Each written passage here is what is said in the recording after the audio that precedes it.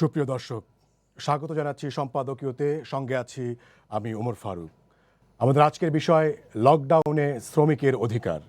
এ নিয়ে আলোচনার জন্য আজ আমাদের সাথে সরাসরি যুক্ত আছেন টিপু মুন্সি এমপি, বাণিজ্য মন্ত্রী, অধ্যাপক ডাক্তার ইকবাল কবির, পরিচালক, পরিকল্পনা ও গবেষণা, স্বাস্থ্য অধিদপ্তর।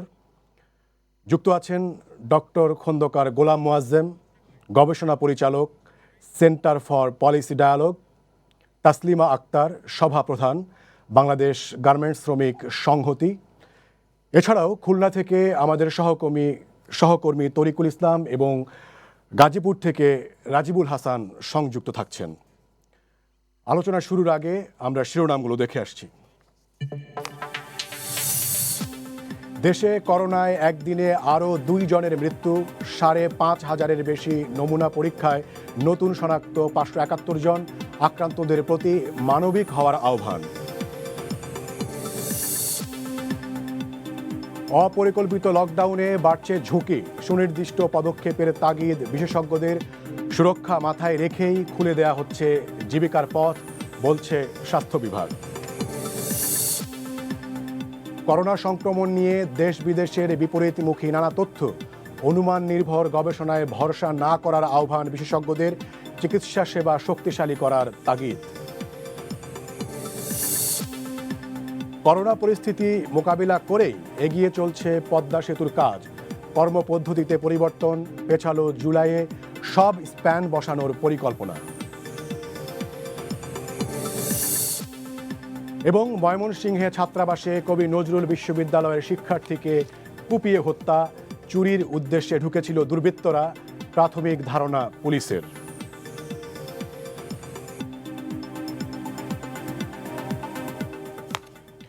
দর্শক, 1886 সালের 1 মে থেকে 2020-এর 1 মে আন্তর্জাতিক শ্রমিক দিবসের দাবি কতটা পূরণ হয়েছে এই সময়ে?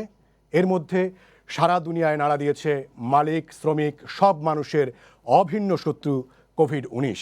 উৎপাদন ব্যবস্থাপনায় স্মরণকালের মধ্যে বড় আঘাত এটি, দিশেহারা সবাই। ঘরে থাকার আহ্বান চিকিৎসক ও জনস্বাস্থ্য বিশেষজ্ঞদের। মালিকরা উদ্যোগে কারখানা খুলে দিতে, কিছু খুলছেও। অর্থনৈতিক কারণে খোলার প্রয়োজনও আছে। গার্মেন্টস শিল্পে নিয়োজিত লাখ লাখ শ্রমিক আজ দ্বিধাগ্রস্ত এবং আতঙ্কিত। একদিকে চাকরি রক্ষা, অন্যদিকে নিজের জীবনের নিরাপত্তা, এ এক উভয় সংকট। এমন বাস্তবতা এসেছে এবারের মে দিবস। করোনাকালের লকডাউনের মে দিবস নিয়েই আমাদের আজকের সম্পাদকীয়। দর্শক, আমরা জানি ন্যায্য মজুরি, অবকাশ, মানবিক আচরণ, স্বাস্থ্যসম্মত ও নিরাপদ কর্মপরিবেশের দাবিতে গড়ে উঠেছিল যুক্তরাষ্ট্রের শিকাগো শহরের শ্রমিক আন্দোলন। আমি প্রথমেই মাননীয় বাণিজ্য মন্ত্রী আপনার কাছে জানতে চাই, লকডাউনের এ সময়ে শ্রমজীবী মানুষের স্বাস্থ্য ও নিরাপত্তার বিষয়টি কতটুকু সুরক্ষিত হয়েছে বলে আপনি মনে করেন? ধন্যবাদ আপনাকে। আপনারা জানেন জীবন এবং জীবিকা দুটোরই দরকার। জীবন যেমন রক্ষা করতে হবে, জীবিকাও আমাদের সেই বিবেচনাতে আমাদের বিভিন্ন শিল্প প্রতিষ্ঠান খুলে দেওয়ার সিদ্ধান্ত নিয়েছে এবং যে কথাটা বারবার বলা হয়েছে স্বাস্থ্য দপ্তর থেকে সব জায়গা থেকে, যেন স্বাস্থ্যবিধি যেটা মেনটেন করতে হবে সেটা যেন তারা মেনটেন করেই ফ্যাক্টরি খোলে। সেই বিবেচনাতে ফ্যাক্টরি খোলা হচ্ছে, চেষ্টা করা হচ্ছে যাতে করে স্বাস্থ্যবিধি মানা হয়। এই জন্য বিভিন্ন রকম কমিটি করা হয়েছে বিভিন্নভাবে। সরকার এবং বিজিএমই সবাই মিলেই চেষ্টা করছে যাতে করে স্বাস্থ্যবিধি মেনে আমাদের ফ্যাক্টরিগুলো, গার্মেন্ট ফ্যাক্টরিগুলো চালু হয় এবং অন্যান্য যা প্রতিষ্ঠান আছে সেগুলোর জন্য সেটা লক্ষ্য রাখে। যার জন্য আমি মনে করি যে সেটা জরুরি, মানে জীবন বাঁচাতে হবে এবং যার জন্য স্বাস্থ্যবিধি মেনেই তারা যেন ফ্যাক্টরি চালু করে এবং যে ডিস্টেন্স মেনটেন করা দরকার, যেরকম ভাবে তৈরি হওয়া দরকার, যেভাবে মাস্ক পরা দরকার, সবকিছু যেভাবে স্যানিটাইজ করা দরকার, সব দিক বিবেচনা করে চালাতে হবে। সেইটা বিবেচনা রাখতে হবে যাতে করে কোনো অবস্থাতেই তার ব্যত্যয় না ঘটে। এটাই হলো আমি মনে করি এই মুহূর্তে দরকার। জি, মাননীয় মন্ত্রী, আপনাকে ধন্যবাদ। আপনি আমাদের সাথেই থাকুন। আমি তাসলিমা আক্তার, বাংলাদেশ গার্মেন্টস শ্রমিক সংহতির সভাপ্রধান। আপনার কাছে আসতে চাই। মাননীয় মন্ত্রী বলছিলেন যে স্বাস্থ্যবিধি মেনেই আসলে কলকারখানাগুলো খুলে দেওয়া হয়েছে, এবং মাননীয় মন্ত্রীকে আমি যে প্রশ্নটি রেখেছিলাম যে স্বাস্থ্য এবং নিরাপত্তা বর্তমান সময়ে শ্রমিকদের কতটুকু সুরক্ষিত হচ্ছে, বাস্তব চিত্রটা কি, আপনাদের অভিজ্ঞতা কি বলে? তাসলিমা আক্তার। প্রথমে আমি আসলে স্মরণ করতে চাই 1886 সালে যারা মে দিবসের সূত্রপাত ঘটিয়েছিল তাদেরকে। এবং এই দিন আমরা সবসময় অনেক উৎসব মুখর ভাবে পালন করি, কিন্তু আজকে এমন একটা সময় আমরা আছি যেখানে শ্রমিকদের দুর্দশা এবং বিপর্যস্ত অবস্থা নিয়ে কথা বলতে হচ্ছে। শ্রমিকরা স্বাস্থ্য ঝুঁকি নিয়ে চিন্তা করবার আগে কিন্তু তাদের অনেক বেশি জীবন জীবিকা নিয়ে চিন্তা করতে হয়েছে, এবং বারবার তারা বিপর্যস্ত হয়েছেন। কখনো লে অফ হয়েছে, কখনো কারখানা খুলে দেওয়া হয়েছে, কখনো ছাঁটাই করা হচ্ছে। একটার পর একটা ঘটনা শ্রমিকদেরকে আসলে স্থির থাকতে দিচ্ছে না। এবং আমরা মনে করি যে যেভাবে লকডাউনটা রিওপেন করা হলো, সেটার আগে আসলে আরো প্রস্তুতি নেওয়া দরকার ছিল। তাড়াহুড়ো করে কোনো যথেষ্ট প্রস্তুতি ছাড়া লকডাউন ওপেন করলে যেই সমস্যাটা হয় সেটার কিছু বিপদের লক্ষণ কিন্তু ইতিমধ্যেই আমরা দেখছি। সাভারে আম আমরা জানতে পারছি যে আজকে ২৪ ঘন্টার মধ্যে যে পরীক্ষাগুলো হয়েছে তার ৮ জনের মধ্যে ৬ জনই আক্রান্ত হয়েছেন। তাহলে এই পরিস্থিতি কিন্তু আমাদেরকে ইঙ্গিত করে আমরা একটা বিপদের দিকে যাচ্ছি কিনা। যখন আমরা শুনতে পাচ্ছি যে আক্রান্তের সংখ্যা ৮,০০০ ছাড়িয়ে গেছে, মৃতের সংখ্যা প্রায় ১৭০ এর কাছাকাছি, যেই সময়ে মে মাসটা আমাদের জন্য বিপদের সময় বলে আমরা জানি, সেই সময় আসলে আ যথেষ্ট প্রস্তুতি ছাড়া আমি মনে করি না যে এখনই সকল কারখানায় আসলে সেই প্রস্তুতি নেওয়ার সুযোগ তৈরি হয়েছে। কারণ আপনি হয়তো জানেন যে প্রত্যেকটা কারখানায় শ্রমিকরা যেভাবে যাওয়া আসা করেন, যাওয়া আসার পথে এবং কারখানার ভিতরেও তারা যে পরিবেশে কাজ করেন, সেই পরিবেশকে একটা স্বাস্থ্যসম্মত পরিবেশ তৈরি করার জন্যও কিন্তু একটা সময়ের দরকার। আমরা ১ম এই যে লকডাউন দেখেছিলাম সেটাই কিন্তু কার্যত বাস্তবায়িত হতে আমরা দেখিনি। শ্রমিকরা গ্রাম থেকে আসা শুরু করলো। ৪ তারিখে একবার বলা হলো কারখানা খোলা হবে, আবার বলা হলো কারখানা খোলা হবে না। এইভাবে বারবার কিন্তু শ্রমিকরা বিপর্যস্ত অবস্থায়, এবং এই স্বাস্থ্যের ঝুঁকি শুধু শ্রমিকদের না, সারা দেশবাসীর মধ্যেই ছড়িয়ে পড়বে। ফলে আমরা মনে করি যে এই বিষয়ে আসলে মাননীয় মন্ত্রী এখানে আছেন। আমি তার দৃষ্টি আকর্ষণ করছি যে আমার মনে হয় এই যে সময় আমাদের পোশাক শ্রমিকরা যারা আমাদের রপ্তানি আয়কে অনেক দূর এগিয়ে নিয়েছে, তাদেরকে আসলে বিপদের মুখে না ফেলে, তাদেরকে নিয়ে পরীক্ষা-নিরীক্ষা না করে, তাদেরকে আসলে আমাদের দায়িত্ব নেওয়া, সেটার সময় এটা। এবং এই বিষয়ে আমার মনে হয় আমাদের সরকার এবং মালিক পক্ষরা একমত হয়ে সিদ্ধান্ত নেবেন। কোন রকম তাড়াহুড়ো না করে, কোন রকম অপ্রস্তুতির চেহারা যাতে আমাদের না দেখতে হয়, এবং অপ্রস্তুতির মুখোমুখি যাতে আমাদের শ্রমিক ভাই বোনদেরকে না হতে হয়, সেটার জন্য তাসলিমা আক্তার, আপনি কি কাজ করবেন। সুনির্দিষ্টভাবে বলতে পারেন যে কোন কোন জায়গায় ঘাটতি রয়েছে? আপনি বলছেন যে প্রস্তুতি ছাড়া নেওয়া হয়েছে, মানে কোন জায়গায় মনে হয়েছে যে আপনার প্রস্তুতি নেওয়া হয়নি? প্রথমত একবার বলা হচ্ছে যে কারখানাগুলো ২৫ তারিখে যখন খোলার কথা বলা হলো, তখন বলা হলো ঢাকার বাইরে থেকে শ্রমিকরা আসবেন না। কিন্তু আমরা দেখলাম যে ঢাকার বাইরে থেকে কিন্তু শ্রমিকরা আসতে শুরু করলেন। কারখানার ভেতর থেকে ফোন করে তাদেরকে বলা হলো আসতে, এবং শ্রমিকরা গণপরিবহনে করে আসতে শুরু করলেন। কেউ নানানভাবে ভেঙে আসতে শুরু করলেন, এবং এই আসা যাওয়ার মধ্য দিয়েও কিন্তু এক ধরনের অপ্রস্তুতি আমরা লক্ষ্য করি। এছাড়াও যে কারখানায় যে কাজ করা, সেই কাজ করতে গিয়ে আমরা বেশিরভাগ কারখানার শ্রমিকদের কাছ থেকে শুনেছি হাত ধোয়া এবং মাস্ক পরা ছাড়া আসলে এখনো সেই অবস্থা নাই। এবং যেহেতু অনেক কারখানায় ছাঁটাই হচ্ছে, এবং আমরা জানি যে আপনি জানেন যে ইপিজেড কে বলা হয় যে বাংলাদেশের রপ্তানির একটা খুব গুরুত্বপূর্ণ ক্ষেত্র, যেখানে প্রধান দায়িত্বে আছেন আমাদের প্রধানমন্ত্রী। সেইখানে শ্রমিকরাও কিন্তু A1 নামে একটি কারখানার শ্রমিকরা প্রায় ৪ মাস ধরে বেতন পাচ্ছেন না। এবং তখন কিন্তু তারা সামাজিক দূরত্ব বজায় রেখে ঘরে থাকার মতো সুযোগ নেই। তারা বারবার ঘরের বাইরে আসছেন, এবং বারবার কিন্তু কখনো ছাঁটাই, কখনো লে অফ, কখনো বেতন না পাওয়া, এই পরিস্থিতিগুলোতে যখন শ্রমিকরা ঘরের বাইরে আসছেন, তখন কিন্তু তাদের আক্রান্ত হওয়া এবং নানা মাধ্যমে তাদের যে সংমিশ্রণ হওয়া, সেই জায়গাগুলো তৈরি হয়। এবং কারখানার ভিতরে কিন্তু এখনো বলা যাবে না সাবান এবং মাস্ক ছাড়া অন্যান্য যে প্রস্তুতি, যেমন কারখানার ভেতরে যখন শ্রমিকরা ঢুকছেন, আপনি প্রতিদিন দেখবেন যে কারখানার মধ্যে শ্রমিকরা ঢুকছেন, লাইন ধরে ঢুকছেন, এবং একজন আরেকজনের গায়ের মধ্যে ঘেঁষাঘেঁষি করে ঢুকছেন। তাহলে এই পরিস্থিতিটাকে আসলে কিভাবে নিয়ন্ত্রণ করা যাবে? সেইটার জন্য যে সময়টা দরকার, আমার মনে হয় সেই সময়টা আমরা না নিয়েই অনেক তাড়াহুড়ো করে বোধহয় এমন জায়গায় যাচ্ছি, সেই জায়গাটা আমাদের বিপজ্জনক।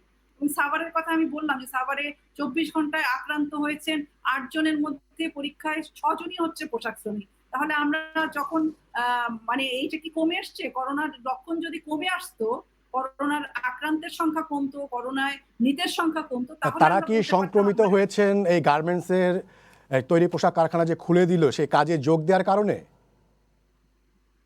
আহ, যেহেতু বিভিন্ন অঞ্চল থেকে শ্রমিকরা আসছেন এবং যথেষ্ট নিরাপত্তা, স্বাস্থ্য নিরাপত্তার জায়গাটা এখনো তৈরি হয়নি, সেই কারণেই আসলে এই ঝুঁকি এবং এই আক্রান্তের পরিমাণ বৃদ্ধি পাচ্ছে। যে তাসলিমা আক্তার, আপনি আমাদের সাথে থাকুন। দর্শক, আমরা বলছিলাম যে আমাদের দুজন সহকর্মী খুলনা থেকে তরিকুল ইসলাম এবং গাজীপুর থেকে রাজিবুল হাসান তারা যোগ দেবেন। এই দুটি এলাকায় বাংলাদেশের শ্রমঘন একটি এলাকা। আমি প্রথমেই চাইব গাজীপুরে যেতে, কারণ সেখানে বাংলাদেশের একটি বিশাল সংখ্যক গার্মেন্টস বা তৈরি পোশাক কারখানা সেখানে অবস্থিত। সেখানে আমরা গত কয়েকদিন ধরেই দেখছিলাম যে গ্রাম গ্রাম থেকে এবং রাজধানীর বাইরে থেকে শ্রমিকরা আসছেন। তো আমি রাজিবুল হাসানের কাছে জানতে চাইব, আপনি কি ধরনের চিত্র দেখছেন মাঠ পর্যায়ে? শ্রমিকরা কতটা সুরক্ষিত, স্বাস্থ্য যে বিধি সেটি মেনে আসলে কাজ করতে পারছেন?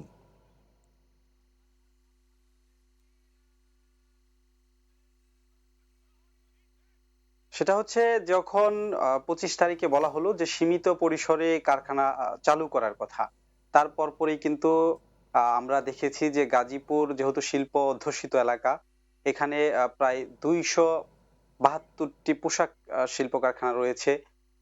এর পরপরই, এই ঘোষণার পরপরই কিন্তু শুধু যে কারখানার আশপাশের শ্রমিক দিয়ে ফ্যাক্টরি চালু হয়েছে সেটি কিন্তু আমরা দেখতে পাইনি।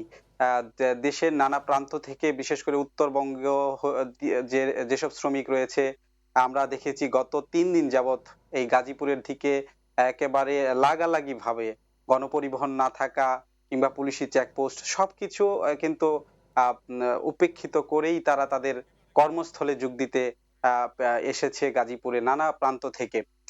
আর এই যে বিষয়টি, সেটি কিন্তু যে স্বাস্থ্য সুরক্ষার যে বিষয়টি, সেটি খুব বেশি তাদের মধ্যে লক্ষ্য করা যায়নি। কারণ হচ্ছে যেখানে তারা গাড়ি পাচ্ছে না, যাও ছোট ছোট যানবাহন পাচ্ছে, সেগুলো কিন্তু গাদাগাদি করে আসতে হবে, আপনারা জানেন। আর যখন এই যে তাদের কর্মস্থল কিংবা তাদের আশেপাশের বাড়ি ঘরে, বাসা বাড়িতে অবস্থান শুরু করে, সকালে যখন তাদের কর্মস্থলে যায়, তখন ঠিক এই একই রকম পরিবেশ, একসঙ্গে সবাই গাদাগাদি করে ঢুকছে, আবার বের হচ্ছে। এই যে যে পরিবেশটা, শুধুমাত্র কারখানার সামনে আমরা যেসব বিষয়গুলো দেখেছি যে নামে মাত্র যেসব স্প্রে, সেটি কিন্তু একেবারে যে নিরাপত্তার বিষয়টি শ্রমিকদের, সেটি একেবারে সম্পূর্ণরূপে বলা যাবে না। আর ভেতরের পরিবেশটাও যেটা আমরা দেখতে পেরেছি বা জানতে পেরেছি নানান ভাবে আমাদের সোর্স মারফত, যে আগের যেভাবে কাজ করতো শ্রমিকরা, ঠিক এখনো সেইভাবেই চলছে। তাদের মেশিন, তাদের ফ্লোর, সেইখানে কিন্তু যে দূরত্বের থাকা, সামাজিক যে দূরত্বের কথাটা বলা হচ্ছে, সেটা একেবারেই আগের মতোই, কোনো পরিবর্তন নাই। জি, যদিও আনুষ্ঠানিকভাবে বলা হচ্ছে রাজিবুল হাসান, সামাজিক আপনাকে নিরাপত্তার কথা ধন্যবাদ। আমার কিংবা মনে হয় যে এই যে তাসলিমা দূরত্ব, আক্তার এবং এই রাজিবুল হাসান যেই পয়েন্টগুলো বা প্রসঙ্গগুলো এনেছেন সেগুলোর উত্তর যদি আমরা জানতে চাই, তাহলে আমাদেরকে এখন আবার মাননীয় বাণিজ্য মন্ত্রী টিপু মুনশি এমপি আপনার কাছেই আসতে হচ্ছে। আপনি শুনছিলেন যে স্বাস্থ্যবিধির কথা যেগুলো আপনি বলছেন, সেগুলো যে মাঠ পর্যায়ে যে শ্রমিক নেতা এবং আমাদের সহকর্মীরা যারা প্রতিদিনই মাঠ পর্যায়ে সরেজমিনে দেখছেন, তারা কিন্তু আপনার বক্তব্যের সাথে একমত হতে পারছেন না। এর পাশাপাশি যেটি বলা হচ্ছে, আপনারা ঘোষণা দিয়েছিলেন যে এলাকা ভিত্তিক যে ফ্যাক্টরি আছে সেখান থেকে, আশপাশের এলাকা থেকে শ্রমিকরা যোগ দেবেন, কিন্তু আমাদের যারা সহকর্মী এবং শ্রমিক যারা নেতা যার সাথে তার কথা শুনলাম, তারা বলছেন যে ফোন দিয়ে ঢাকার বাইরে থেকে নিয়ে আসা হয়েছে এবং রাজধানীর বাইরে থেকেও কিন্তু আমরা এই ধরনের রিপোর্ট পেয়েছি। আপনি কি বলবেন? দেখুন, আমি যে সাংবাদিক ভদ্রলোক বললেন তার কথা আমি শুনতে পাইনি, কিন্তু আমি তসলিমা যিনি প্রথমে বললেন তার কথা আমি শুনতে পেয়েছি। আপনি বললেন তারা একই রকমের কথাই বলেছে। যে কথা তারা বলেছে নিশ্চয়ই তার মধ্যে সত্যতা রয়েছে। এটাও আমি মনে করি যে হয়তোবা শুরু হয়েছে, যেটা বারবার বলা হয়েছে, বিজেপি থেকে বলা হয়েছে যেন বাইরে থেকে কেউ না আসেন। আমি একটু পিছনে ফিরে যেতে চাই। ৪ তারিখে লোকজন সবাই ফিরে আসলো, অনেক শ্রমিক। কিন্তু আপনারা জানেন যখন ছুটি ঘোষণা করা হয়েছিল, আমি যতদূর জানি বিকেএমই বলেছিল যেটা বন্ধ করা হলো বটে, কিন্তু আপনারা কেউ ঢাকা ছেড়ে যাবেন না বা আপনাদের স্থান ছেড়ে কেউ বাড়িতে যাবেন না, এখানেই থাকবেন। কিন্তু শ্রমিকরা চলে গেল এবং তারপরে ৪ তারিখে ৫ তারিখে খুলবে বলে তারা আবার ফিরে আসলো। সে সময় বড় ধরনের একটা দূরত্ব রচনা হয়েছিল। এখন যেটা বলা হচ্ছে, আমি তাদের সাথে দ্বিমত পোষণ করি না। শুরু হয়েছে, কথা ছিল এরকম যে বিভিন্ন জায়গায় আলাদা আলাদা ভাবে শুরু হবে এবং ভাগ করে দেওয়া ছিল সব। হয়তো সেটা পুরোপুরি মানা হয়নি, সেটাও বুঝতে পারি। কিন্তু যেটা বলতে চাই, যে শুরু হয়েছে, কোথাও কোথাও তার ব্যত্যয় ঘটছে। যখনই কিছু শুরু করতে যায় নতুন একটা যে কিছু, সেখানে প্রথমে কিছু ট্রায়াল অ্যান্ড এরর হয়। সেটাকে বিবেচনায় কোথায় কোথায় ভুল হচ্ছে, কোথায় কোথায় মানা হচ্ছে না, সেটা কিন্তু দেখতে হবে এবং সেটাকে আমাদের ওভারকাম করতে হবে। আমি অস্বীকার করছি না যে সব, যে কোথাও কোথাও কোথাও সমস্যা হচ্ছে, একটা ডিস্টেন্স মেনটেন করতে হবে ফ্লোরের মধ্যে এবং বাইরে থেকে। তবে এই ব্যাপারে যে কমিটি রয়েছে যারা দেখার কথা, তাদের উদ্দেশ্যে এবং সরকারের প্রশাসনকে সবাইকে যেটা বলতে চাই, প্রাথমিকভাবে যে যদি ভুল কিছু থেকে থাকে, সেটাকে ওভারকাম করে যেভাবে স্বাস্থ্যবিধি মেনে এটা করা যায় সেটা ব্যবস্থা নেওয়া। তার কারণ কোথাও তো শুরু করতে হবে, কোথাও তো জীবিকার জন্য এগিয়ে যেতে হবে আমাদের। আমরা যদি আশেপাশে কয়েকটা দেশ লক্ষ্য করি, যেমন মায়ানমার বলেন, কম্বোডিয়া বলেন, ভিয়েতনাম বলেন, পাকিস্তান বলেন, যারা আমাদের কম্পিটিটর, তারা কিন্তু এসেছে। আমাদেরও আসতে হবে, তবে জীবনের দিকে খেয়াল রাখতে হবে এবং যেভাবে স্বাস্থ্যবিধি মানার দরকার সেটার দিকে কঠোরভাবে সেটা মেনটেন করেই করতে হবে। আমার বিশ্বাস যে দু একদিনের মধ্যে এই অবস্থার উন্নতি হবে এবং নিয়ম অনুসারেই সব ফ্যাক্টরিগুলো চলবে। জি, মাননীয় মন্ত্রী, আপনি আমাদের সাথেই থাকুন। আমি সেন্টার ফর পলিসি ডায়ালগ এর গবেষণা পরিচালক ডক্টর খন্দকার গোলাম মোয়াজ্জেম আপনার কাছে আসতে চাই। যখন বৈশ্বিক মহামারীর এই সংক্রমণের ঝুঁকি, তখন মাননীয় মন্ত্রী বলছেন যে আমাদেরকে ট্রায়াল অ্যান্ড এররের ভেতর দিয়েই যেতে হবে। তার এই যে পর্যবেক্ষণ এবং যে অবস্থান, সেটার সাথে আপনি কতটা একমত? দেখুন, আমরা সবসময় মনে করেছি যে বিশ্ব স্বাস্থ্য সংস্থা এবং বাংলাদেশের স্বাস্থ্য মন্ত্রণালয় যে স্বাস্থ্যবিধিগুলো সকল জনগণের জন্য পরিপালনীয় বলছেন, সেটি শ্রমিকদের জন্য সমভাবে প্রযোজ্য হবে। অর্থাৎ এটি যখন প্রাথমিক পর্যায়ে ছিল, তখন বলা হয়েছিল যে হাত ধোয়া বা মাস্ক পরা বা টেম্পারেচার মানা, যে জিনিসগুলো শ্রম মন্ত্রণালয় থেকে বিধি আকারে ঘোষিত হয়েছিল, সেগুলো পরিপালনকেই তখন গুরুত্বপূর্ণ মনে হয়েছিল। কিন্তু পরবর্তীতে স্বাস্থ্য মন্ত্রণালয় থেকেই বলা হয়েছে যে কিভাবে সামাজিক দূরত্ব বজায় রাখাটি কত গুরুত্বপূর্ণ এই সময়কালের জন্য। সুতরাং সেই বিবেচনায় আমাদের কাছে মনে হয়েছে যে কারখানা খোলার যে সিদ্ধান্তটি, এটি আসলে হিতে বিপরীত হতে পারে আমাদের তৈরি পোশাক খাতের জন্য। আমাদের উদ্যোক্তারা হয়তো মনে করতে পারেন যে তাদের ব্র্যান্ড বায়ারদের কাছে তাদের কিছু অব্লিগেশন আছে, অর্ডার তাদের হাতে রয়েছে, কিন্তু একই সাথে এটাও আমাদের উদ্যোক্তাদের তাদের ব্র্যান্ড বায়ারদের সঙ্গে আলোচনা করার সুযোগ ছিল এবং এখনো আছে বলে মনে করি। সেটা হলো যে অর্ডারগুলো তারা এখন করবেন, এই অর্ডারগুলো প্রেরণ করে আসলে মার্কেটে নিয়ে বিক্রি করবার মতো পরিস্থিতি আগামী 1-2 মাসের মধ্যে হবে বলে সন্দেহ আছে। কেননা সব দেশই আসলে এখনো দোকান বন্ধ। কিছু যেগুলো খোলা হচ্ছে সেগুলো আসলে চালার মতো পরিস্থিতিতে এখনো নেই এবং এই দেশগুলোর অধিকাংশ ভোক্তা এখন আয়হীন অবস্থায় রয়েছে এবং আগামী বেশ কিছু কাল এই অবস্থায় যাবে। তার ভিতরে পুরনো অর্ডারগুলো এখন করবার যে তাড়া, এটি আমাদের কাছে অনেক বেশি অবাঞ্ছনীয় মনে হয়েছে। যে এই তাড়াটি এখন না দেখিয়ে বরঞ্চ উদ্যোক্তাদের উচিত ছিল তাদের ব্র্যান্ড বায়ারদের সঙ্গে সময়কালটি নিয়ে রিনেগোশিয়েট করা এবং করে সময়কালটি পেছানো, যাতে একটি গ্রহণযোগ্য সময় পরে এগুলো যাতে পাঠানো যেতে পারে, সেরকম একটি উদ্যোগ নেওয়ার প্রয়োজন ছিল। এবং বাস্তবতার বিচারে তো আমরা জানি যে এত সংখ্যক শ্রমিক যখন একটি নির্দিষ্ট ফ্লোরে কাজ করে, তখন স্বাভাবিকভাবেই যতই বলা হোক যে সামাজিক দূরত্ব মেনে কারখানার ভিতরে এটি করা হবে এবং বিজিএমই হয়তো একটি গাইডলাইনও সেখানে হয়তো দিয়েছে, কিন্তু সেই গাইডলাইনেও আমরা জানি যে অসম্পূর্ণতা রয়েছে। ডাইফে এখনো তার গাইডলাইন যেটি দরকার কারখানা পরিদর্শন কর্তৃপক্ষ থেকে, সেটি এখনো দেয়া যায়নি। আইএলওর সঙ্গে তারাও কাজ করছেন গাইডলাইনটির ব্যাপারে এবং সেই গাইডলাইন কিন্তু অনেক ব্যাপক ভিত্তিক হওয়ার কথা, যেটি মানার জন্য প্রস্তুতি এবং প্রশিক্ষণ অনেকগুলো পর্যায়ে যাওয়ার দরকার। সেগুলো না করেই এভাবে কারখানা খুলে দেওয়ার কারণে কিন্তু কারখানার ভিতরেই কিন্তু এক ধরনের স্বাস্থ্য ঝুঁকি থেকে যাচ্ছে। এর বাইরে যেটি মিস তাসলিমা একটু আগে বলেছেন যে কারখানা আসার পথে, পরিবহনে চলাচলের পথে এবং নিজেদের কমিউনিটিতে থাকার পর্যায়েও কিন্তু এই ঝুঁকিগুলো কিন্তু থেকে যাচ্ছে। সুতরাং সেগুলো কিন্তু পরিপালনীয় কিন্তু কোনো কাঠামো আমরা এখন পর্যন্ত দাঁড় করাতে পারিনি। সুতরাং যে কোনো বিচারেই আমাদের কাছে মনে হয়েছে যে স্বাস্থ্য ঝুঁকির বিষয়টি কিন্তু এখন ভালনারেবল অবস্থায় রয়ে গেছে। উপরন্তু আপনি দেখবেন যে বিগত মাসগুলোতে যে না, এই প্রতিদিনের বাস্তবতায় যে বলা তথ্য হচ্ছে ছিল, জীবন এবং জীবিকার প্রয়োজনীয়তার কথা, এর পাশাপাশি ট্রায়াল অ্যান্ড এররের মধ্য দিয়ে যাওয়ার কথা। মানে এই সময়টাতে শ্রমিকদের রুটি রুজির বিষয়টি আসলে সামনে আনছেন এবং সেটিকে সামনে এনেই বলা হচ্ছে যে এই ফ্যাক্টরিগুলি, এই কারখানাগুলো আসলে খুলে দিতে হবে। জীবন জীবিকার বিষয়টি আমরা অস্বীকার করি না, এবং সেখানেই কিন্তু আমরা দেখব যে এই মুহূর্তে কোন জায়গাটিতে প্রাধিকার দেওয়া দরকার।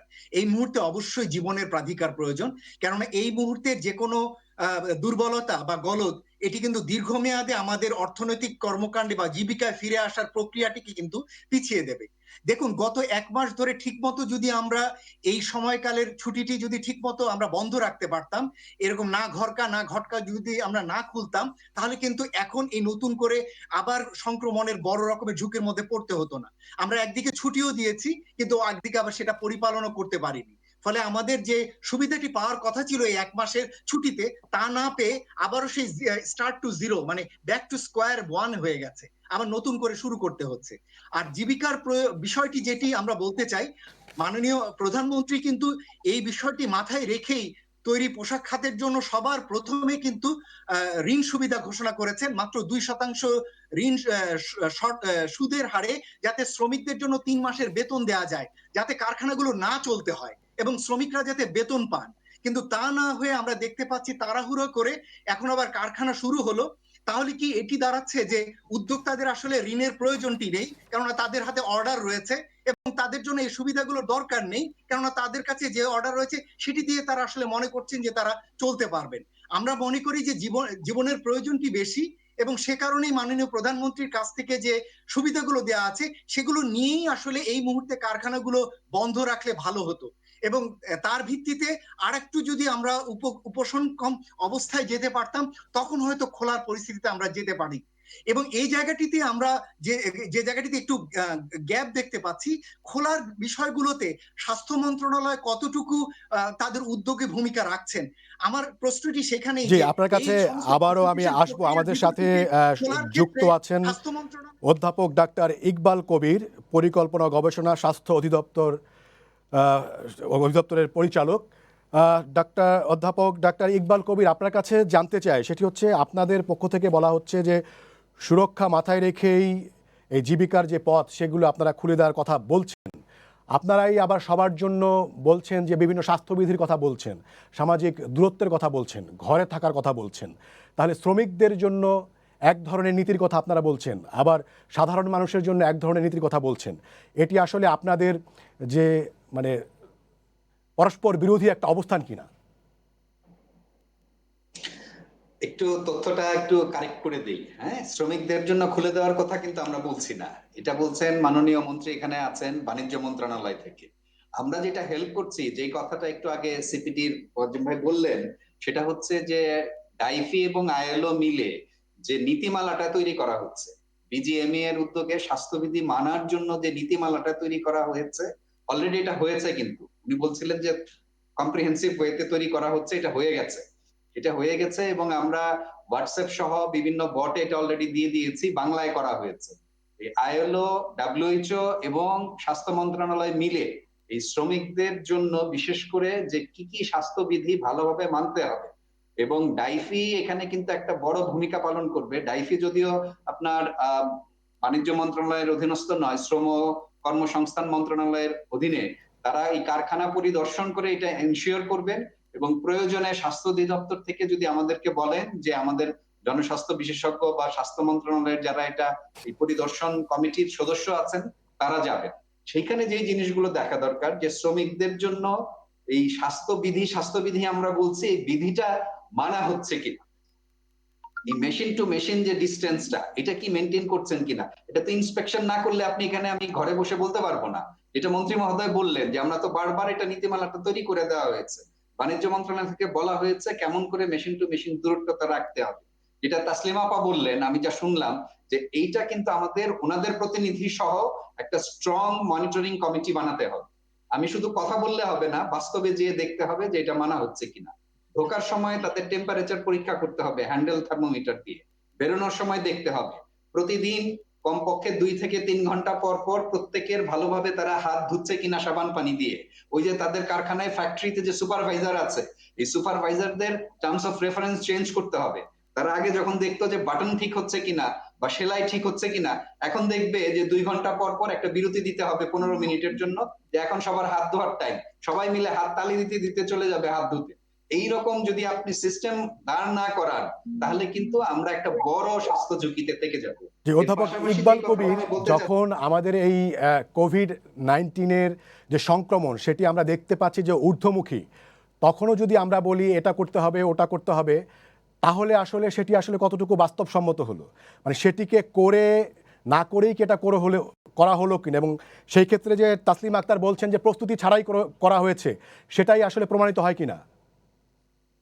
এটা ধরেন, এটা তো আমি বলতে পারবো না, এটা মাননীয় মন্ত্রী আছেন এখানে, তাসলিমা আছেন, এবং আমাদের যারা গার্মেন্টস মালিক আছেন এবং গার্মেন্টস শ্রমিক যারা আছেন, এই দুই সমন্বয় করে এটা কিন্তু আমি না দেখে বলতে পারছি না। আমি তো স্বাস্থ্য অধিদপ্তরে কাজ করছি, আমি তো এখন গার্মেন্টস ফ্যাক্টরিগুলোতে যেতে বলতে পারছি না ওনারা বিধি মেনে করছেন কি করছেন না। সেইখানেই আমি বললাম যে ইন্সপেকশন এবং মনিটরিং এর রোলটা খুব কার্যকর। আর ধরেন অন্যান্য যে ইস্যুস গুলো আছে, এগুলা কিন্তু আমাদের সাথে না। আমাকে দেখতে হবে যাতে আপনি যেটা বললেন সঠিকভাবেই, যে না ছড়ায় যাতে। এখন পর্যন্ত কিন্তু গার্মেন্টস শ্রমিকদের মধ্যে আমাদের সংক্রমণের হার একেবারেই কম, কিন্তু এটাকে আমাদের ধরে রাখতে হবে। এখন যদি একবার সংক্রমণ শুরু হয়ে যায়, আমরা কিন্তু বন্ধ করতে পারবো না, আমাদের তখন পিছিয়ে আসার আর জায়গা থাকবে না। আমাদের ভয়টা সেই জায়গায় যে স্বাস্থ্যবিধি অবশ্যই মানতে হবে, আপনাকে হয় স্বাস্থ্যবিধি মেনে কাজ করতে হবে, না হয়তো এই সংক্রমণ বাড়ার ঝুঁকিটা নিতে হবে। জি আমরা কোনটা নিব, প্রশ্ন হচ্ছে সেইটা। জি, আপনাকে ধন্যবাদ। আমি আবারও বাণিজ্য মন্ত্রী টিপু মুনশি এমপি আপনার কাছে আসতে চাই। বক্তারা সবাই যেটি বলছেন, বিশেষ করে আমি ডক্টর খন্দকার গোলাম মোয়াজ্জেমের যে পয়েন্ট, সেই দিকে আপনার দৃষ্টি আকর্ষণ করতে চাই। তিনি বলছেন যে এখন যেভাবে আমাদের তৈরি পোশাক কারখানাগুলো চলছে, তাতে আসলে এই খাতের দীর্ঘমেয়াদী ক্ষতির মুখেই পড়বে। আপনি কি বলবেন? দেখেন, যে কথাটা বলা হয়েছে, মোয়াজ্জেম সাহেব জ্ঞানী মানুষ, অর্থনীতিবিদ, উনি জানেন। কিন্তু একটা কথা বলি, যে উনি বললেন এই যে বায়াররা অর্ডার এখন দিচ্ছে, সেগুলো এখন না দিয়ে পরে দেওয়া যেত। সাধারণ প্রশ্ন, সামারের জন্য যে জামাটা তৈরি হবে, সে তো এবার যদি না যায়, তাকে তো 1 বছর পরে আবার সামারে যেতে হবে। গার্মেন্ট ট্রেডটা তো বুঝতে হবে এটা কি ধরনের ব্যবসা। তো এখানেই কথা, আজকে যে ফ্যাক্টরিগুলো কাপড় তৈরি করছে, মাঝখানে বন্ধ রেখেছে, অর্ডার ক্যান্সেলেশন, হোল্ড করেছে, তারা কিছু আশ্বাস পেয়েছে, কিছু নির্দেশ পেয়েছে বাইরের কাছ থেকে, যার জন্য তারা সীমিত পরিসরে শুরু করেছে। এই ব্যবসাটা এমন নয় যে এই বছরের মাল আগামী বছর দেওয়া যাবে। এর পিছনে অনেক ব্যাপার রয়েছে এই ব্যবসার ক্ষেত্রে। যেসব মাল ইম্পোর্ট করা হয়েছে তার ব্যাক টু ব্যাক লায়াবিলিটি আছে। এটা সত্যি কথা যে আমাদের সমস্যা হয়েছে, জীবন বাঁচাতে হবে, কিন্তু এটা তো পাশাপাশি জীবিকাও রক্ষা করতে হবে। আজকে যার জন্য এটা একটা সমন্বয় করা হয়েছে। আমাদের একটা কথা যেটা বলা হয়েছে, যেমন বললেন যে মাননীয় প্রধানমন্ত্রীর কথা বলা হয়েছে। মাননীয় প্রধানমন্ত্রী নিশ্চয়ই দেশের মানুষের জীবনের কথা চিন্তা করেছেন। পাশাপাশি উনি বলেছেন যে সীমিত আকারে হলেও আমাদের বাঁচতে হবে, তো শুরু তো করতে হবে কোথাও, নাহলে তো আমরা থমকে যাব, সবই তো শেষ হয়ে যাবে। এই বিশাল সেক্টরটা সেই বিবেচনায় এ কথা সত্যি যে আমাদেরকে অবশ্যই অবশ্যই এদের স্বাস্থ্যবিধি মানতে হবে। কিন্তু মাননীয় স্বাস্থ্যবিধি মন্ত্রী, রক্ষা 5,000 কোটি টাকার যে প্রণোদনার কথা বলা হয়েছিল, সেটা আসলে কিভাবে ব্যবহৃত হচ্ছে, এবং সেটি বলছিলেন 5,000 ডক্টর মোয়াজ্জেম বলছিলেন সেটি আসলে দেয়া হয়েছে শ্রমিকদেরকে সুরক্ষিত রাখার জন্য, 3 মাস তাদের বেতন দেয়া সহ অন্যান্য সুরক্ষার জন্য। তো সেই জায়গা থেকে কেন আপনারা সরে গেলেন, বা আদৌ সরে গিয়েছেন কিনা? না, গার্মেন্ট ব্যবসায়ীরা সরে গেছে কিনা সে জবাব তারা দিতে পারবে। কিন্তু যেটা কথা বলতে চাই, 5,000 কোটি টাকা দেওয়া হয়েছে একটা 2% একটা সার্ভিস চার্জ দিয়ে তারা এই লোনটা পাবেন, এবং এটা লোন শোধ করতে হবে। আপনারা জানেন পুরো এপ্রিল মাসটাই কিন্তু বন্ধ গেছে। আমরা যদি ধরি এপ্রিল মাসের বেতন যেভাবেই দেউক, এই 5,000 কোটি টাকার মধ্যে বিজিএমই প্রোডাকশন সেক্টরে, গার্মেন্ট প্রোডাকশনে 4,000 কোটি টাকা অ্যালোকেট করা হয়েছে।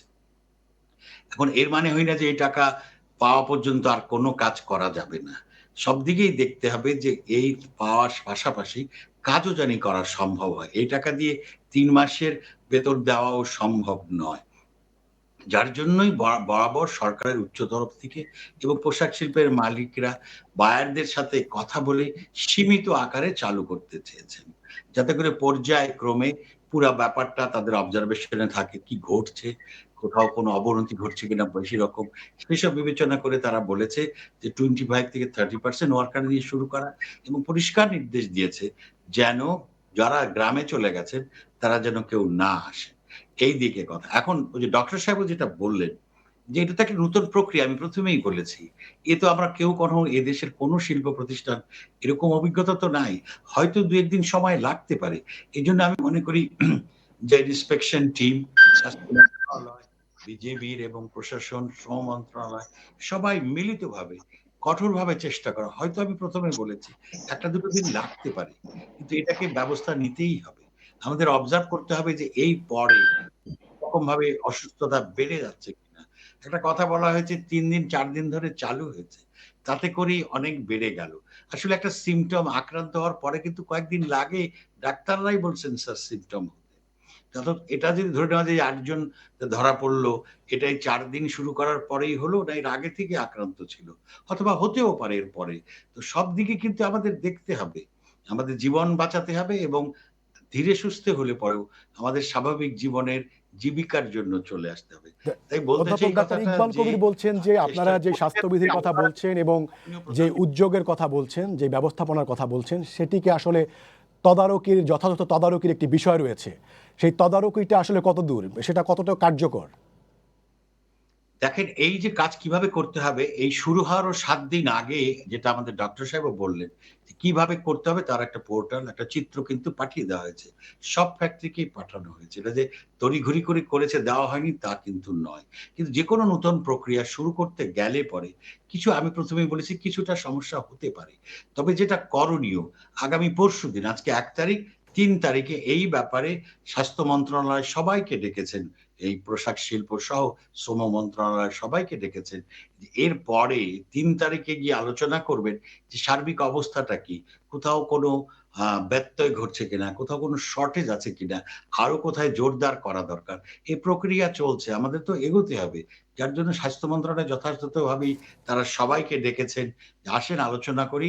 বাস্তবতাটা কি সেই বিবেচনায় আমরা এগিয়ে যাই। যে মাননীয় মন্ত্রী, আপনি আমাদের সাথেই থাকুন। দর্শক, আমরা জানি যে বাংলাদেশের শ্রমজীবী মানুষ মানে শুধুমাত্র তৈরি পোশাক নয়, আরও অনেক শ্রমজীবী মানুষ রয়েছেন। তো আমরা এখন যাব খুলনায়, আমাদের সহকর্মী তরিকুল ইসলাম আছেন। আমরা জানি যে খুলনা পুরা অঞ্চলটি যে পাটকল নির্ভর এবং আরও অনেক শিল্প কারখানা সেখানে রয়েছে। সেখানকার শ্রমিকদের আসলে কি অবস্থা এই লকডাউনে, সেটি আমরা তার কাছ থেকে জানতে চাইব। তরিকুল ইসলাম।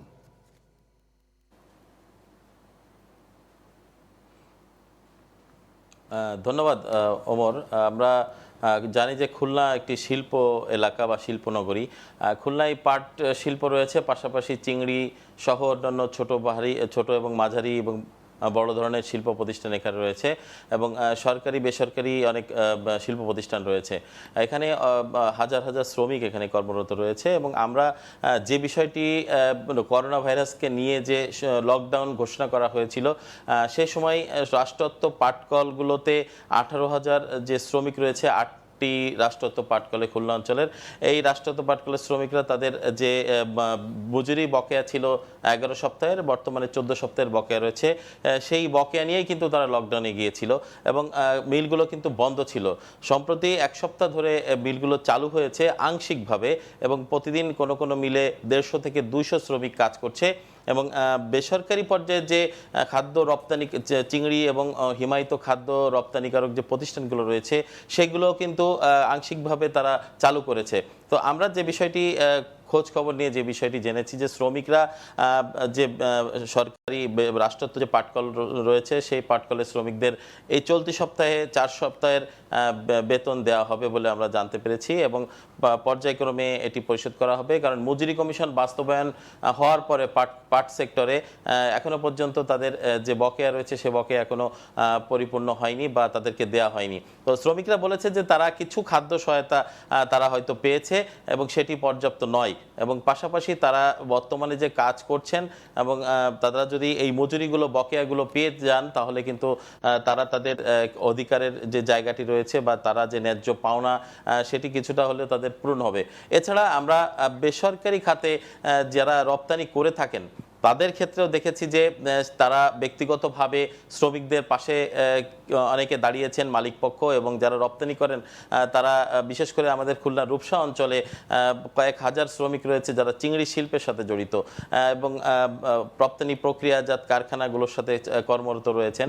তারা কিছু কিছু অঞ্চলে তারা মালিকপক্ষই তাদেরকে খাদ্য সহায়তা দিচ্ছেন এবং তারা বলছেন যে তারা যে বকেয়া বেতন রয়েছে বা তারা যে কাজ করে প্রতিদিন যে উপার্জন করে থাকেন দৈনিক ভিত্তিতে বা সাপ্তাহিক ভিত্তিতে তারা কিন্তু সেগুলো কিন্তু এখনো তারা পাননি। তবে মালিক পক্ষ তারা বলছেন যে তাদের যে প্রণোদনা দেওয়ার ঘোষণা সরকার দিয়েছে, যদি তারা সেখান থেকে যে অর্থটা পাবে সেগুলো তারা শ্রমিকদের দিবে, কিন্তু আসলে কবে পাবে এবং কবে শ্রমিকরা এগুলো তাদের যে অধিকারটা সেটি ভোগ করবে বা তারা মালিকদের কাছ থেকে নিতে পারবে সেই বিষয়টা এখনো কিন্তু তরিকুল ইসলাম, আপনাকে ধন্যবাদ। আমি ডক্টর খন্দকার গোলাম মোয়াজ্জেম আপনার কাছে আবারও ফিরতে চাই।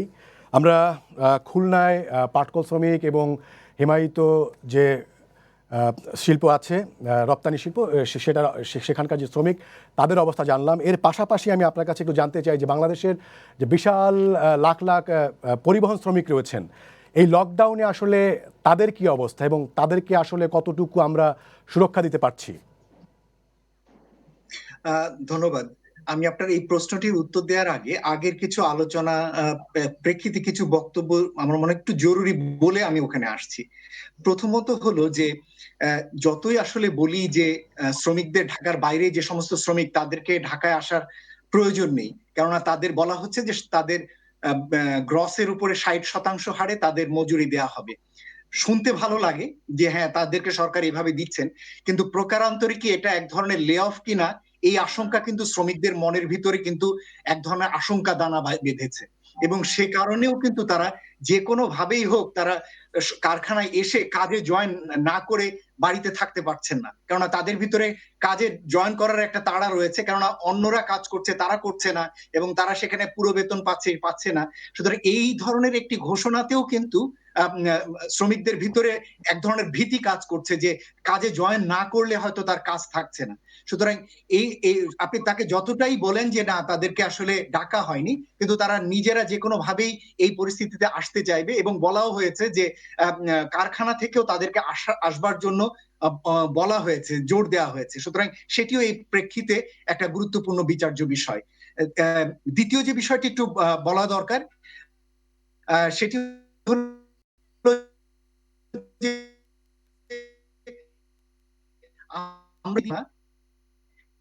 আমরা বলা কতজন আক্রান্ত বয়স ডক্টর খন্দকার গোলাম মোয়াজ্জেম, ওনাকে আমরা শুনতে পাচ্ছি না শাব্দিক গোলযোগের কারণে। আমরা নিশ্চয়ই আবার তার সাথে সংযুক্ত হতে পারলে তার সাথে যোগ দেব। আমি যেতে চাই তাসলিমা আক্তারের কাছে। তাসলিমা আক্তার, আপনার কাছে যেটি জানতে চাইছি, মাননীয় মন্ত্রী বলছেন যে পোশাক কারখানা আসলে খুলতে আসলে বাধ্য হয়েছেন এবং আপনার কাছে আমি যেটি জানতে চাই সেটি হচ্ছে যে 5,000 টাকার যে প্রণোদনার কথা বলা হয়েছে সেটি আসলে শ্রমিকদের কল্যাণে আসলে কতটুকু আসছে? এই কথায় আসার আগে আমি একটু বলতে চাই, আপনি তার আগে মাননীয় মন্ত্রী যেটা বলছিলেন যে আমাদের আসলে অর্থনৈতিক চাকা সচল করতে হবে, আমাদের শুরু করতে হবে এবং নতুন কিছু শুরু করতে গেলে আমাদের বারবারই নানান রকম ট্রায়াল এবং এররের মধ্যে পড়তে হয় এবং এই ট্রায়াল এবং এরর চেষ্টা করব এবং ভুল করব, আমরা সেই ভুলের মাসুল আমাদের শ্রমিকদের দিতে হয় কিনা সেটাও আমাদের চিন্তা করার বিষয়। কারণ আমরা ট্রায়াল আর এররের পাশাপাশি হার্ড ইমিউনিটির কথা ইদানিং খুব শুনছি যে একটা কঠিন প্রতিরোধের মধ্য দিয়ে আমাদেরকে করোনাকে মোকাবেলা করতে হবে, কিন্তু এই কঠিন প্রতিরোধ বা ট্রায়াল অ্যান্ড এররের যে পরীক্ষাগার, সেই পরীক্ষাগারের মধ্যে কিন্তু শ্রমজীবী মানুষ এবং শ্রমিকরাই বেশিরভাগ পড়ছে, যে কারণে সমাজের মধ্যে আসলে একটা রাষ্ট্রে যখন দুই নীতি হয়, সরকারি কর্মকর্তাদের উপরে কিন্তু এই ট্রায়াল অ্যান্ড এরর পরীক্ষা হচ্ছে না, এই পরীক্ষা হচ্ছে শ্রমজীবীদের মানুষের উপরে এবং শ্রমিকদের উপরে। আমাদের দেশের পোশাক খাতের যে উদ্যোক্তারা, ওনারা 40 বছর ধরে এই খাতে বাণিজ্য করছেন, কিন্তু $40 বিলিয়ন তাদের এই শিল্প খাত, কিন্তু তারপরেও তারা 2 মাসের বেতন দিতে তারা সমর্থ না। এই যখন অবস্থা, তখন আসলে আমরা যদি কেবল বলি যে শ্রমিকরা কথা শোনে না, শ্রমিকরা স্বাস্থ্যবিধি মানে না, তাহলে কি হয় কিনা? মোয়াজ্জেম ভাই যেটা বললেন যে শ্রমিকদের আসলে বাস্তব অবস্থাটাই এমন ভাবে তৈরি করা আছে যে শ্রমিকদেরকে আসতে না বললেও অবস্থাটাই বারবার বাধ্য করবে শ্রমিকদেরকে আসার জন্য। তাদের বেতন নিয়ে বিভেদ, ৬০ ভাগ বেতন দেওয়া হবে, তাদেরকে ছাঁটাই করা হচ্ছে, তাদের কাজ থাকবে না, এই বিষয়গুলো আছে। আর ৫,০০০ কোটি টাকার যে এই বিষয়টা এসছে, এটা ঋণ সুবিধা, এবং এটা কিন্তু ৪,৫০০ কোটি টাকা হচ্ছে গার্মেন্টস শ্রমিকদের ১ মাসের বেতন। এটাই যথেষ্ট না।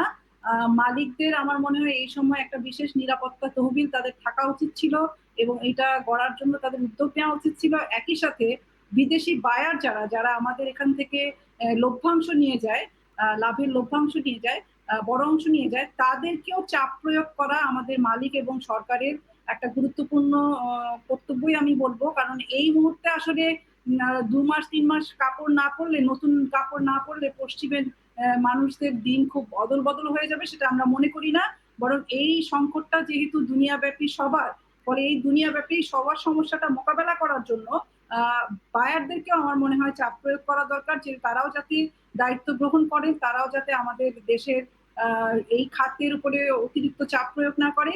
এবং আমরা যদি শ্রমিকদেরকে বাঁচাতে পারি, তাহলে কিন্তু আমরা ধাক্কাটা হয়তো সামাল দিয়ে উঠতে পারবো। কিন্তু আমরা যদি শ্রমিকদেরকে নিয়ে বারবার পরীক্ষা-নিরীক্ষা করি, তাহলে হয়তো আমাদের অর্থনীতিকে সামাল দিয়ে যে ওঠা, সেটাও একটা বিপদের মুখে পড়বে বলে আমার মনে হয়। জি, মাননীয় মন্ত্রীর কাছে আমি ফিরতে চাই। মাননীয় মন্ত্রী, আমরা তাসলিমা আক্তারের বক্তব্য শুনছিলাম। তিনি বলছেন যে শ্রমিকদেরকে আমরা হার্ড ইমিউনিটির যে পরীক্ষা নিরীক্ষা, সেই পরীক্ষা নিরীক্ষায় ফেলে দিচ্ছি কিনা, সরকার ফেলে দিচ্ছে কিনা।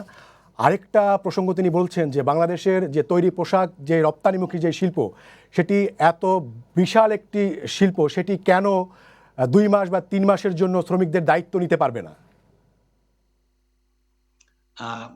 ধন্যবাদ আপনাকে। আমাদের যিনি তসলিম যেটা বললেন, উনি অনেক যৌক্তিক কথাও বলেছেন।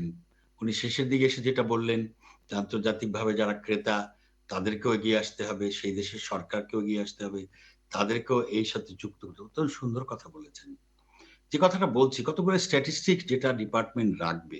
ধরেন আজকে ৫ দিন বা ৬ দিন ধরে শ্রমিকরা শুরু করলো কাজ পার্শিয়ালি।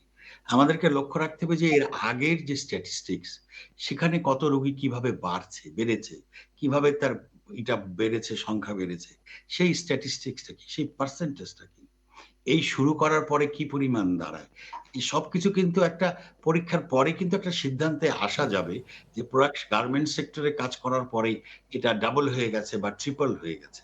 আসলে আমরা খুব তাড়াতাড়ি বোধহয় বলতে যাচ্ছি যে খুব ভয়ঙ্কর কথাটা। আমি মনে করি এই ক্ষেত্রে তো প্রয়োজনীয় ডিপার্টমেন্ট, হেলথ ডিপার্টমেন্ট বা যারা আছে শ্রম মন্ত্রণালয়, সবাই কিন্তু এটা দেখবেন, এবং যে জন্যই ৩ তারিখে সভা ডাকা হয়েছে, এই ৭ দিনে কি দাঁড়ায় অবস্থাটা। আমরা আরেকটা কথা বলতে চাই যে, যে কথা বারবার বলা হচ্ছে যে এই পোশাক শিল্পের জন্য তারা চলে আসছে, তাদের ৬০% বেতন বা যেটা দেওয়া হবে।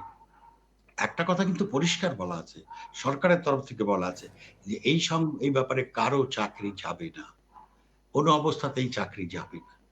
তারপরেও কেন এই কথা বলা হচ্ছে যে তারা ভয়, সেটা তো ঠিক কথা নয়। তাদের বলা হয়েছে আপনারা আসবেন না। তারপর বলা হচ্ছে ডেকে নিয়ে আসা হচ্ছে। সেটা তো তাদের মানার দরকার নেই।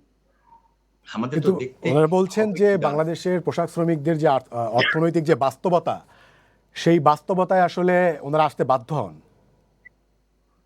দেখেন, বাস্তবতা হয়তো তারা মনে করছে। একটা জিনিস আপনারা এর পর দেখেন, যে অঞ্চলের শ্রমিকরা, সেই অঞ্চলের দোকানদারগুলা বিক্রি বন্ধ হয়ে গেছে। এইসব লোকের উপরেই কিন্তু তারা নির্ভর ছিল। সবকিছু বন্ধ, তাদের জীবনের উপরেও প্রভাব পড়েছে। আমরা যেটা বলতে চাই যে আমাদের কোথাও থেকে তো শুরু করতে হবে, এবং সেই শুরুটা করা হয়েছে। যদি সত্যি দেখা যায় যে এটা এই প্রেক্ষিতে খারাপের দিকে যাচ্ছে খুবই, তাহলে এমন কিছু নয় যে এটা শেষ বন্ধ করা যাবে না। আমাদের তো সে কথাই প্রথম থেকে বলছি যে শুরু তো করতে হবে। আজকে আমি ট্রায়াল এন্ড এরর কথা বলেছি দেখার জন্য, এই স্ট্যাটিস্টিক্সটা রাখার জন্য কি ঘটছে। আগে অন্যান্য পৃথিবীর সব দেশে যে 4th গ্রেডে যাওয়া পর্যন্ত কিভাবে বেড়েছে, আমাদের আগের পর্যায়গুলো কিভাবে বেড়েছে, সেই এখন ক্ষেত্রে কিভাবে তাসলিমা আক্তার বলছেন যে আমরা এই পরীক্ষা নিরীক্ষার জন্য সস্তা শ্রম যাকে বলা হয়, সেই সস্তা শ্রমের শ্রমিকদেরকে আমরা বেছে নিয়েছি। সস্তা শ্রম বলে কিছু নাই। আমার দেশের সার্বিক অবস্থা বিবেচনা করেই কিন্তু এই মজুরি।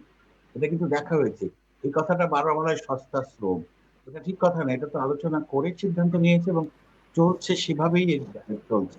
আপনি লক্ষ্য করেন আজকে যদি এই পুলিশ কাজ করে যাচ্ছে, ডাক্তাররা কাজ করছে, নার্সরা কাজ করছে, এই তাদের তাদের জীবন বিপন্ন, কিন্তু তাই বলে তাদেরকে তো ঘরে বসিয়ে রাখার কোনো স্কোপ নাই। তাদের রিস্ক আছে, তাদের যেতেই হচ্ছে, এটাই স্বাভাবিক।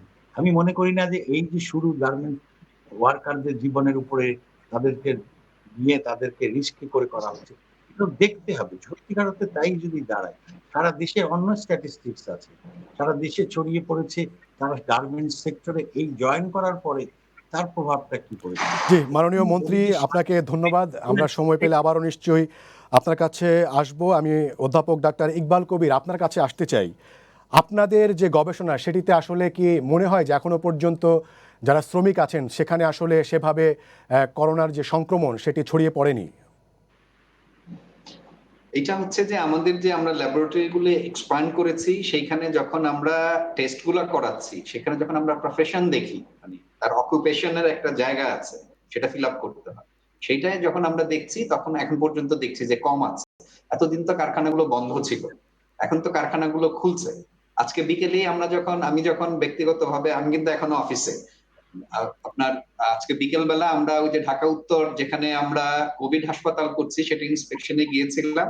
সেইখানে আমাদের ঢাকা উত্তরের মেয়র মহোদয় এসেছিলেন, যিনি নিজে একসময় বিজিএম এর প্রেসিডেন্ট ছিলেন, এবং তার সঙ্গে ছিলেন ঢাকা ৮-এর নবনির্বাচিত আপনার মাননীয় সংসদ সদস্য, তিনিও কিন্তু বিজিএম এর সভাপতি ছিলেন। তাদের দুজনকে আমি এই কথাটা জিজ্ঞেস করেছিলাম একটু আগে আপনি যেটা বললেন, যে এই যে গার্মেন্টস গুলো আপনারা খুলে দিচ্ছেন, মনিটরিং এর ব্যবস্থা কি করছেন? আর আমরা তো বলছি আমরা একটা বিধি দিয়ে দিলাম, এই বিধিটা মানা হচ্ছে কিনা এটা কিভাবে চেক করব? তো ওনারা বলেছেন ওনারা স্বতঃপ্রণোদিত হয়ে ওখানে আপনার টেস্টের ল্যাবরেটরি স্থাপনের ব্যবস্থা করবে। জি, আপনাকে ধন্যবাদ। আমি একদম শেষ মুহূর্তে চলে এসেছি। ডক্টর খন্দকার গোলাম মোয়াজ্জেম, আপনার কাছে আসতে চাই। আমাদের হাতে হয়তো 30 সেকেন্ডের মতো সময় আছে। আপনি যদি একটু বলতেন যে বলা হচ্ছে যে বাধ্য হয়েই আসলে এটি করা হচ্ছে এবং এই পরীক্ষার নিরীক্ষার ভিতর দিয়ে আসলে অর্থনীতিকে বাঁচাতে যেতেই হবে। আমরাও মনে করি যে আসলে কোনো একটা সময় শুরু করতে হবে, কিন্তু সমস্যাটি হচ্ছে যে এই সময়কালটি নির্ধারণ করতে গিয়ে আমরা সেটি শুরু করেছিলাম 4-5 তারিখে, একেবারেই ইম্যাচিউর ভাবে ওই সময় ঘোষণা এসেছিল, পরে আবার সেটিকে বন্ধ রাখা হয়েছে। পরবর্তীতে যখন আবার 25 তারিখে আসলো, তখনও আমাদের কাছে মনে হয়েছে যে সিদ্ধান্তটি কিছুটা ইম্যাচিউরই হয়েছে, কেননা এখনো পূর্ণাঙ্গভাবে প্রস্তুতি হয়নি। যে দেশগুলোর উদাহরণ দিয়ে মাননীয় মন্ত্রী বলেছেন, ভিয়েতনাম, কম্বোডিয়া, পাকিস্তানের কথা, এই দেশগুলো কিন্তু করোনাকে অনেক ভালোভাবে নিয়ন্ত্রণ করতে পেরেছে এবং সে কারণেই তারা অর্থনৈতিক কর্মকাণ্ডে যেতে পেরেছে। আমাদের ওই জায়গাটিকে বুঝতে হবে যে আমরা কেন যাব এবং সেটির মতো পরিস্থিতি আমাদের হয়েছে কিনা।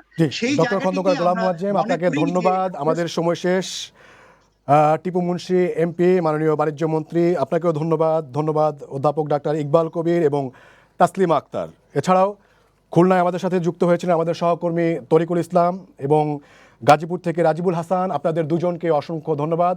দর্শক, আপনাদেরও ধন্যবাদ জানাচ্ছি আজকের সম্পাদকীয় দেখার জন্য। আগামীকাল আবারও দেখা হবে রাত 10টায়। দেখার আমন্ত্রণ রইল। শুভরাত্রি।